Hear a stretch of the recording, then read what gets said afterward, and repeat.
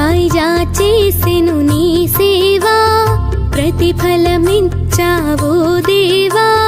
నీ ఆయువును బదులిచ్చి తాత్యాను నీవు బ్రతికించి, పశుపక్షులను ప్రేమించి ప్రేమతో వాటిని లాలించి, జీవులపైన మమకారం చిత్రమయా నీ వ్యవహారం.